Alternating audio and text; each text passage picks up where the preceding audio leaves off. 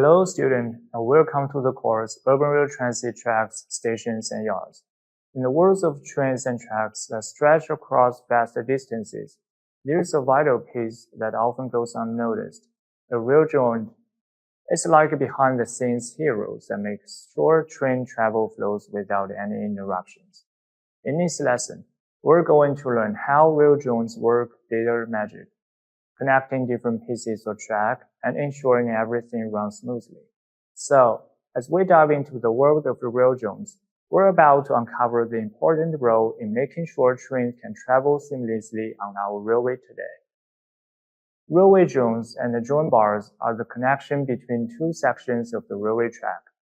They are typically used in a situation where a continuous length of the track is not possible, such as at the end of the rail section, or where two different types of the rail are connected, like a joint between two different types of the rail profiles.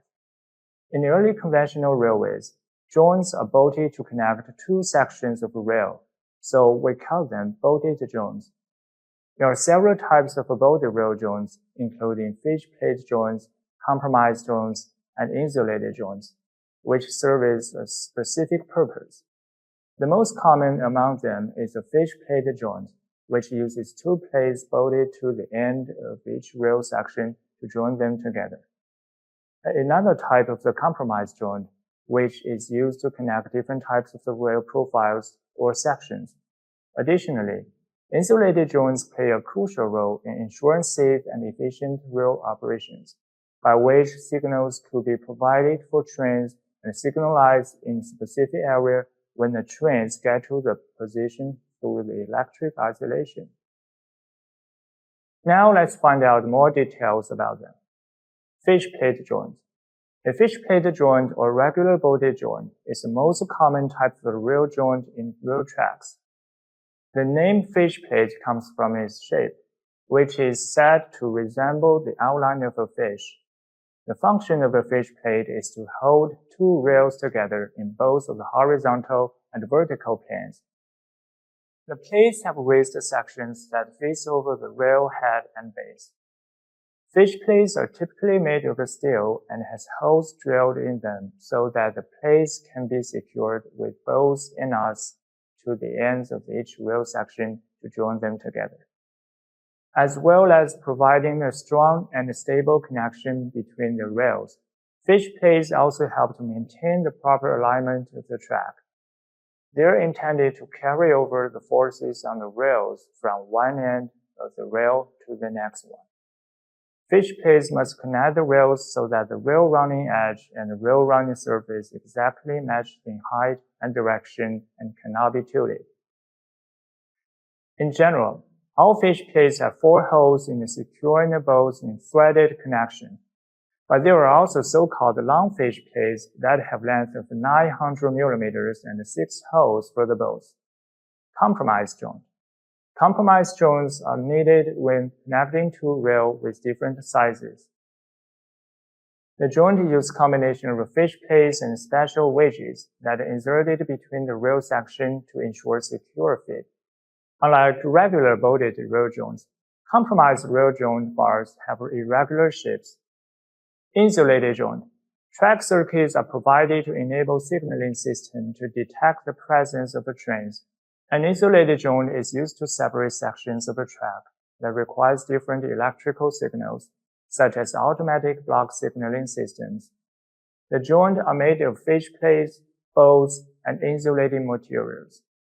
In general, there are 2 main types of insulated joints, each with its own construction approach.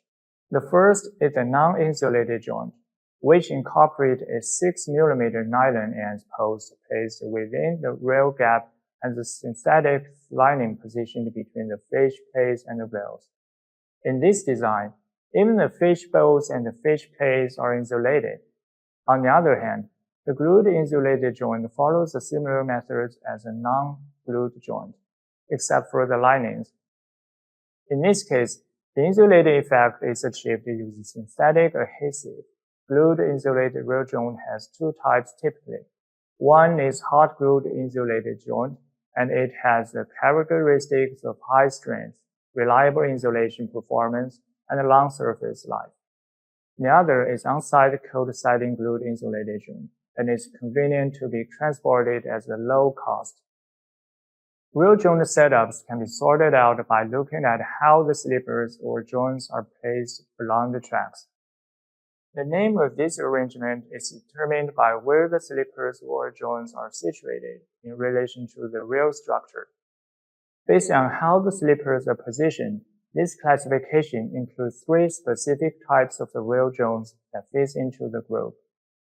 For the type of the joint called a supported joint, the ends of the rail are supported directly on the sleeper. This design is used to reduce the dipping of the rails, and thus relieve compression on the end post and prevents its cracking and fragmentation. In other words, it was expected that supporting the joint would reduce the wear and tear of the rails, as there would be no cantilever action. In practice, however, the support tends to slightly raise the height of the rail ends. As such, the round on the supported joint is normally hard. There is also wear and tear of the sleeper supporting the joint, and its maintenance presents quite a problem. As for suspended joint, the ends of the rail are suspended between 2 sleepers, and some portion of the rail is cantilevered at the joint. As a result of the cantilever action, the packing under the sleepers of the joint become loose, particularly due to the hammering action of the moving train loads. Suspended joints are most common type of joints adopted on railway systems worldwide. The bridge joint is similar to suspended joint, except that 2 sleepers on either side of a bridge are connected by means of a metal flat or corrugated plate, known as a bridge plate. However, this type joint is generally not widely used. Based on the position of the joint, there are 2 types of the rail joints fall into this category. In the case of the square joint arrangement, the joints in one rail are exactly opposite to the joints in the other rail, while in the staggered rail arrangement, the joints in one rail are somewhat staggered and are not opposite joints on the other rail. Staggered joints are normally preferred on curved tracks because they hinder the centrifugal force that pushes the track outward. Taking care of the railway joint is vital to keep the train system running smoothly and safely. Regular checks are important to find a damage or signs of wear. If there is a damage, the broken parts needs to be replaced quickly, and the joint should be appropriately oiled.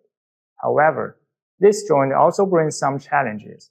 When trains go over them, it can be bumpy or uncomfortable for passengers. This can be bad for both passengers and trains themselves. Also, these joints sometimes make gaps that can fill with water or dirt. This could hurt the track and even make a train come off the rails. In summary, railways joints are essential components of the railway infrastructure that require rectangular maintenance to ensure the safe and efficient operation of the railway system. Advances in technology has led to improvements in the performance and the safety of the railway joints. Okay, that's all we had in this lesson. Next time, we'll see more about rail joints and the techniques it's improved to achieve lots of benefits. See you next time.